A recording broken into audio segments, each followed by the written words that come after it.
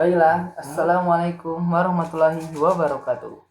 Perkenalkan, nama saya Arya Pradana dengan NIM 2411122. Kali ini saya akan memenuhi UAS video dengan mata kuliah Tafsir Pendidikan dengan Ibu dosen Syarifah. Langsung saja ke jawaban. Baiklah, langsung saja ke pembahasan, yaitu pembahasan tentang terbiah. Apa itu terbiah? Terbiah adalah istilah yang paling luas cakupannya.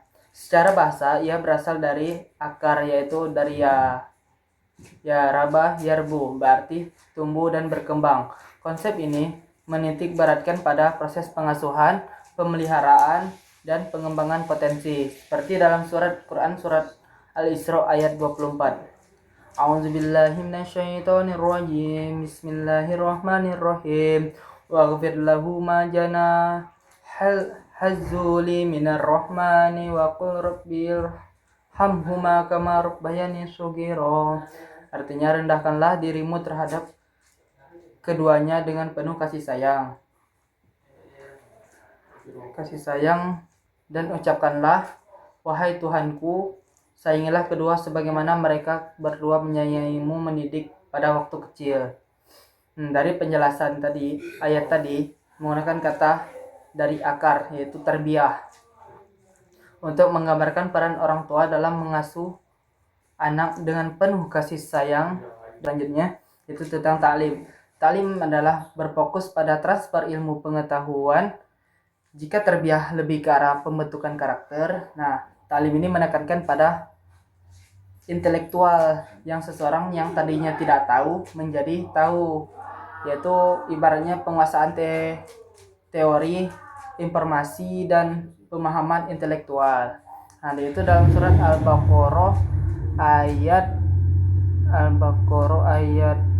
151.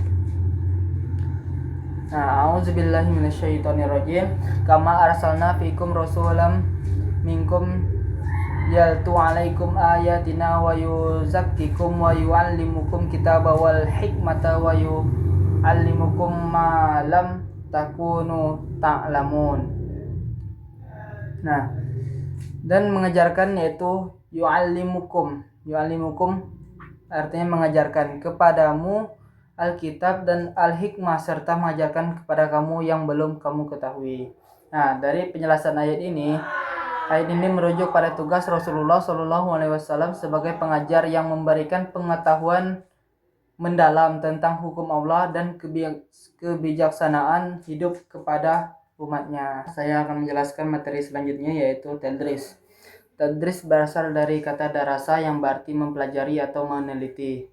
Istilah yang lebih spesifik merujuk pada kegiatan belajar mengajar seperti akademis dan teknis, seringkali dilakukan di dalam kelas dengan metode tertentu seperti ceramah atau diskusi. Ini yaitu interaksi pada guru sama murid dalam membedah teks atau materi pelajaran secara mendalam, seperti dalam surat Al-An'am ayat 105. Yaitu a'udzubillahi minasyaitonirrajim. Bismillahirrahmanirrahim. Wa kadzalika nashariful ayati wa liyaqulu darastah wa linubayyinahu liqaumi ya'lamun.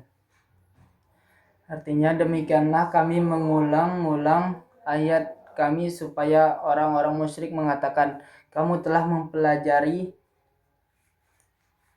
ayat itu dari ahli kitab, dan supaya kami menjelaskan Al-Quran itu kepada orang-orang yang mengetahui. Dari penjelasan ayat tadi, kata darasah di sini menunjukkan adanya aktivitas mempelajari teks secara berulang-ulang untuk mendapatkan pemahaman yang tajam. Baiklah, selanjutnya saya akan menjelaskan, yaitu pengertian ta'dib. Ta'dib berasal dari kata adab, yaitu dalam pakar pendidikan.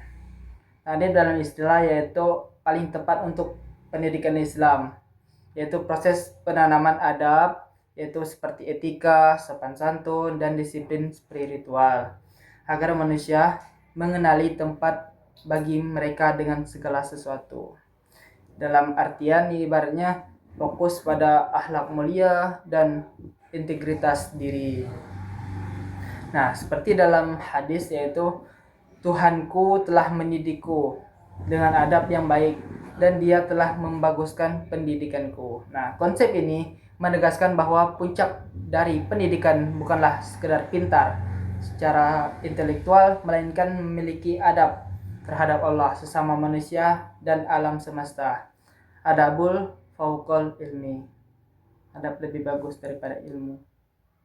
Baiklah, kali ini dengan soal kedua yaitu penjelasan konsep ayat-ayat Al-Quran terkait motivasi belajar dan mengajar. Nah, pertama yaitu motivasi belajar yaitu mengangkat derajat atau martabat. Nah, salah satu motivasi terbesar dalam Islam adalah janji Allah memberikan kedudukan istimewa bagi orang yang berilmu. Dalam ayat Al-Mujadalah ayat 11. Dengan artian Allah akan mengangkat derajat orang-orang yang beriman di antaramu dan orang-orang yang diberi ilmu pengetahuan beberapa derajat. Penjelasan ayat ini motivasi setiap muslim bahwa ilmu adalah lift sosial dan spiritual. Iman tanpa ilmu akan buta dan ilmu tanpa iman akan tersesat.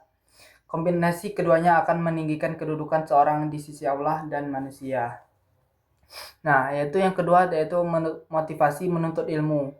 Ya kayaknya pentingnya literasi, kayak Iqra, bacalah. Wahyu pertama turun tidak memerintahkan ibadah ritual seperti sholat, melainkan perintah membaca, yaitu Quran Surat Al-Alaq ayat 1-5. Bacalah dengan menyebut nama Tuhanmu yang menciptakan. Nah, dari penjelasan Al-Iqra tadi, bahwa konsep bacalah Iqra adalah fondasi motivasi belajar. Ini mencakup ibaratnya membaca tulisan maupun fenomena alam semesta. Belajar adalah sarana untuk mengenal Sang Pencipta. Nah, yang ketiga yaitu motivasi mengajar, kewajiban menyebarkan kebenaran. Mengajar dalam Islam dianggap sebagai tanggung jawab kolektif untuk mencegah kebodohan dan kerusakan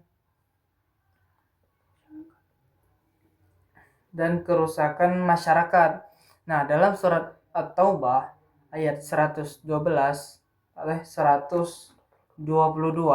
yaitu mengapa sebagian di setiap golongan di antara mereka tidak pergi untuk memperdalam pengetahuan mereka tentang agama dan untuk memberi peringatan pada kaumnya apabila mereka telah kembali. Nah, ayat ini menjelaskan yaitu pentingnya kita berilmu karena yaitu kita memikir dengan strategi di pada zaman dahulu yaitu berjihad. Tuh. Nah, yang itu selanjutnya keempat, bermotivasi kualitas ilmu, belajar dari guru yang tepat. Nah, Al-Quran ini memotivasi kita untuk terus bertanya dan belajar mengapa mereka yang memiliki sesuai bidang belajarnya. Nah, itu dalam surat Quran An-Nahl ayat 43. Nah, maka bertanyalah kepada orang yang mempunyai pengetahuan jika kamu tidak mengetahui. Nah, ini menekankan bahwa kerendahan hati kita dalam belajar. Motivasi belajar bukan untuk merasa paling pintar, melainkan untuk terus mencari kebenaran dengan berguru pada ahlinya. Baiklah, lanjut ke soal ketiga yaitu model pendidikan utama dalam Al-Quran beserta ayat dan penjelasannya. Nah, pertama yaitu model dialogis. Model ini mengedepankan komunikasi dua arah antara pendidik dan peserta didik. Tujuannya adalah untuk merangsang daya kritis dan menyentuh aspek emosi tanpa ada paksaan. Nah, kalau yang kedua yaitu model keteladanan. Pendidikan melalui contoh nyata dianggap lebih efektif daripada sekedar teori. Guru atau orang tua harus menjadi perwujudan dari nilai-nilai yang mereka ajarkan. Nah, yang ketiga yaitu model perumpamaan. Allah seringkali menggunakan perumpamaan dalam Al-Quran untuk menjelaskan konsep yang abstrak menjadi conquer sehingga lebih mudah dicerna oleh akal manusia. Nah, yaitu yang keempat adalah model kisah. Manusia secara fitrah menyukai cerita. Al-Quran menggunakan sejarah masa lalu untuk memberikan pelajaran moral, mental, dan hikmah tanpa terkesan mengguru. Nah, yang kelima yaitu model penghargaan dan sanksi. Nah, model ini menggunakan motivasi berupa janji kebaikan atau peringatan akan negatif untuk membentuk kedisiplinan dan tanggung jawab. Soal yang keempat yaitu konsep ayat-ayat Al-Quran terkait peran keduanya. Nah, pertama yaitu peran orang tua.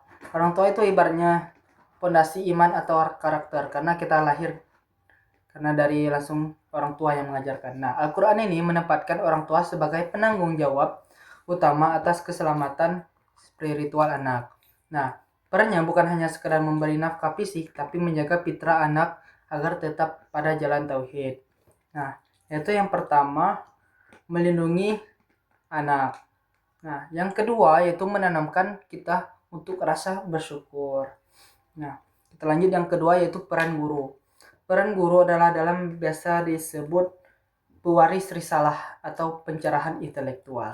Nah, guru atau ulama dalam Al-Quran digambarkan sebagai sosok yang melakukan tazkiyah, yaitu penyucian jiwa, atau ta'lim, yaitu pengajaran ilmu. Nah, pertama biasanya dibilang dengan pembimbing dalam pembelajaran dan lain-lain. Nah, yang kedua yaitu sebagai sumber rujukan, contoh atau pencerah. Nah, yaitu yang ketiga, sinergi orang tua dan guru. Nah, sinergi orang tua dan guru ini ibaratnya disyaratkan bahwa sebagai pendidikan dan kerjasama antara sekolah maupun di rumah.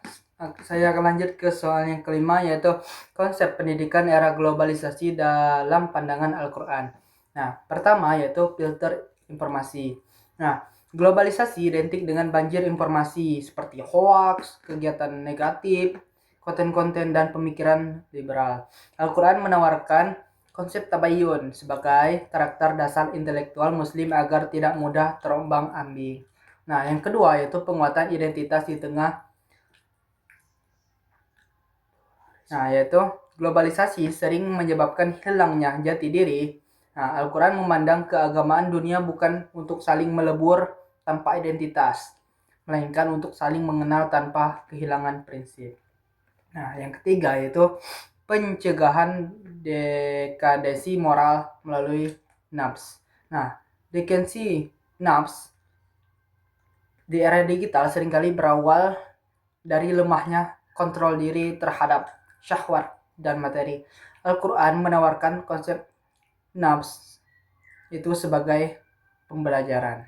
Nah, lanjut keempat yaitu karakter, yang biasa dibilang ulul albab, cerdas secara intelektual dan spiritual. Nah, model manusia ini sering dihadapi dengan dunia.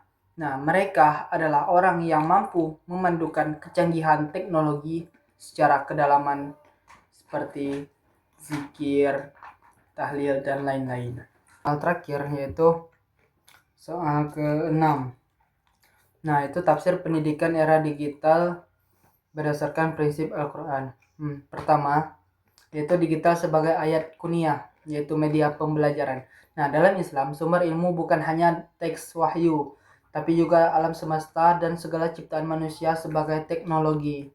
Nah, tafsir konsepnya yaitu teknologi digital adalah tanda kekuasaan Allah yang harus dimanfaatkan untuk mempermudah ibadah dan pendidikan. Nah, yang kedua yaitu literasi digital sebagai tabayun, yaitu validasi data.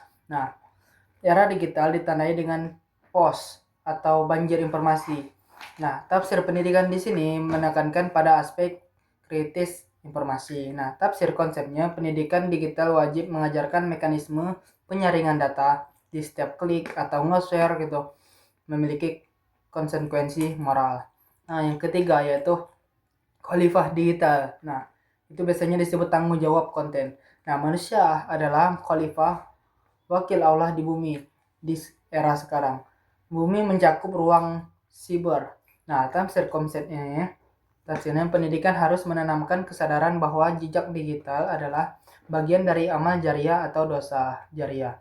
Sebagai muslim harus menjadi produsen konten yang membawa rahmatan lil alamin, bukan kerusakan. Nah, yang keempat yaitu pergeseran metode. Nah, ibaratnya dari lokal ke internasional atau global. Nah, era digital meruntuhkan batasan ruang kelas. Tafsir pendidikan Islam melihat ini sebagai peluang untuk dakwah global. Nah, tafsir konsepnya belajar tidak lagi terkait pada perjumpaan fisik semata, namun ruh pendidikan adab terhadap harus dijaga meskipun melalui layar. Nah, konsep bertemu guru mengalami transportasi menjadi interaksi virtual yang tetap mengedepankan hormat dan etika. Demikian jawaban dari saya. Kalau ada kurang saya mohon maaf. Wabillahi taufiq wal hidayah. Wassalamualaikum warahmatullahi wabarakatuh.